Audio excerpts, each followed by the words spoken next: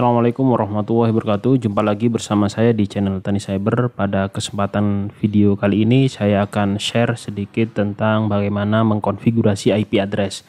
Kenapa ini saya perlu untuk membuatkan video? Karena masih banyak yang bertanya tentang bagaimana mengganti IP address. Karena di Ubuntu 20 ini itu untuk mengkonfigurasi IP address agak sedikit berbeda dengan Ubuntu 16 dan sebelumnya. Jadi mulai dari versi 17, 18, 19, 20 itu berbeda cara mengkonfigurasi IP addressnya, dimana kalau misalkan Ubuntu yang sebelumnya menggunakan interfaces, tapi kalau ini menggunakan metode netplan. Oke, langsung saja kita akan langsung konfigurasi. Kita masuk dulu ke sistemnya, Taufik passwordnya. Oke, kita masuk dulu ke administrator, sudo su alah. Oke, ini dia. Oke, kita akan mulai. Jadi kalau yang sebelumnya untuk mengganti IP address itu kan biasanya di sini ya. Jadi kita cek dulu terlebih dahulu IP-nya. IP kita nggak bisa mengetikkan IP ifconfig ya. Karena untuk ifconfig kita membutuhkan untuk menginstal nettool-nya terlebih dahulu. Nah, untuk versi yang 18 ke atas itu nettool-nya itu tidak otomatis terinstall. Jadi kita tidak bisa menggunakan perintah ifconfig. Tapi kita bisa menggunakan perintah IP address ya, atau IP ditulis lengkap address juga bisa. Nah, kalau kita lihat di sini untuk IP-nya itu ada yang bawah, yang interface yang kedua INP0S3 itu ada 172.10.10.65 ya. Ini yang akan kita ganti nanti.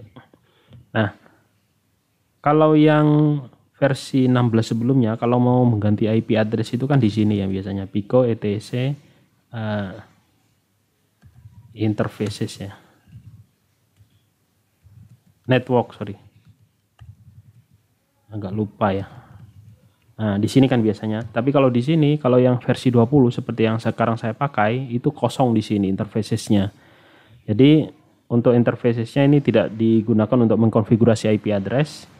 Nah, untuk konfigurasi IP address-nya itu ada di sini di etc netplan ya, ini netplan. Kemudian di sini untuk versi 20 itu konfigurasinya ada di 00 installer config.yaml.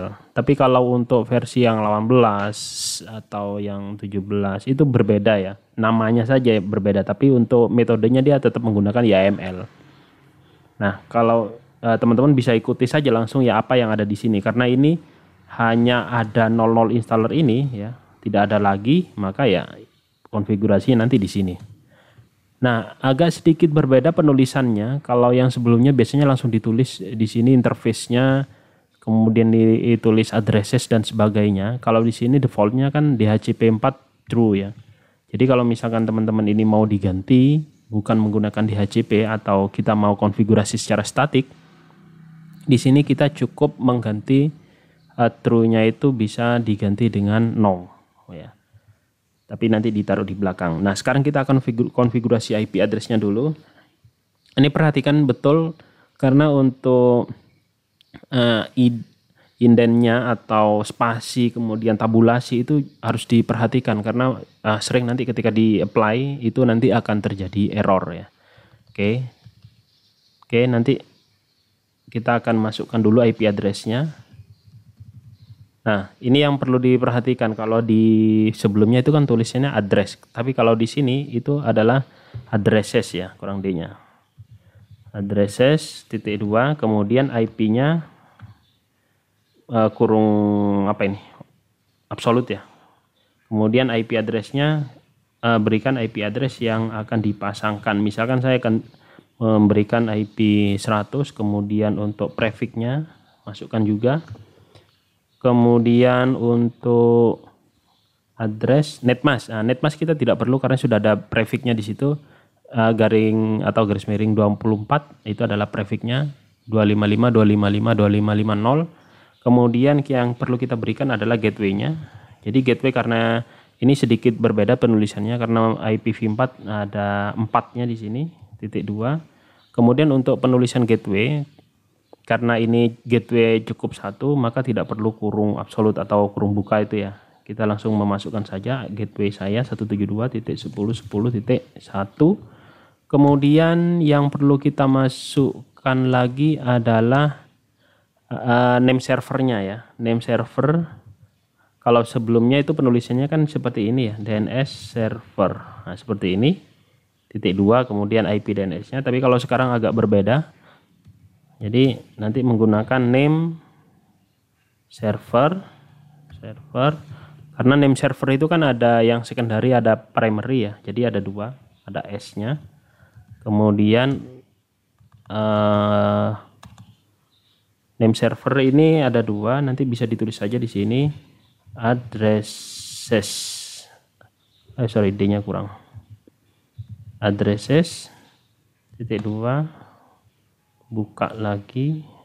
Kemudian di sini dimasukkan IP name servernya. Kita bisa masukkan misalkan IP gateway saya 10.10.1, koma, kalau misalkan ada yang secondary-nya kita bisa tuliskan 888 IP-nya Google misalkan, 888. Nah, seperti ini addressesnya.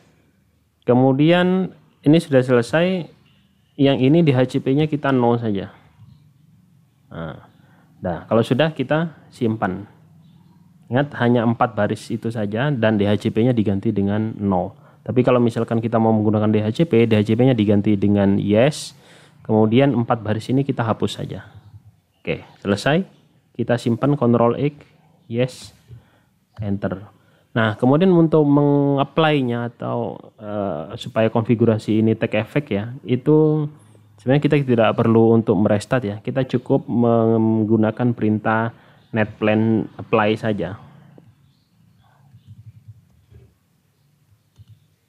Oke, nah pastikan kalau misalkan seperti ini netplan apply kemudian langsung masuk ke konsol dan tidak ada perintah keterangan baris error, maka konfigurasi kita sudah sukses, sudah selesai dan sudah benar.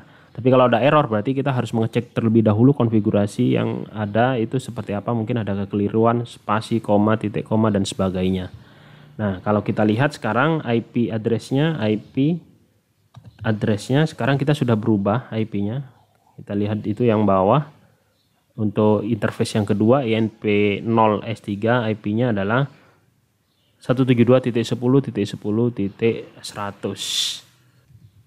Supaya bisa menggunakan perintah ifconfig ifconfig ini harus diinstal NetTools-nya ya. Jadi kita harus menginstal NetTools-nya terlebih dahulu. Pastikan dulu konfigurasi IP yang barusan itu yang manual atau yang statik itu sudah bisa ngeping ke google.com. Oke, sudah bisa. Nah, kalau sudah bisa kita tinggal install apt minget install NetTools-nya ya. NetTools.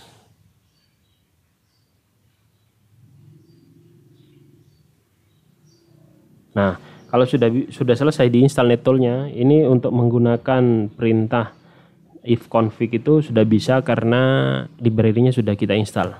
Nah, kalau kita lihat di situ ada IP address INP0S3, alamat IP-nya 172.10.10.100. Nah, mungkin ini saja yang bisa saya sharing untuk video kali ini, cara mengganti IP statik. Selanjutnya nantikan video-video berikutnya yang insya Allah nanti akan saya bahas tentang bagaimana membuat proxy server, karena ada request dari teman-teman bagaimana membuat proxy server yang terpisah atau eksternal, tidak menggunakan web proxy yang ada di Makrotik. Oke, terima kasih. Jangan lupa subscribe, like, dan komen serta share. Assalamualaikum warahmatullahi wabarakatuh.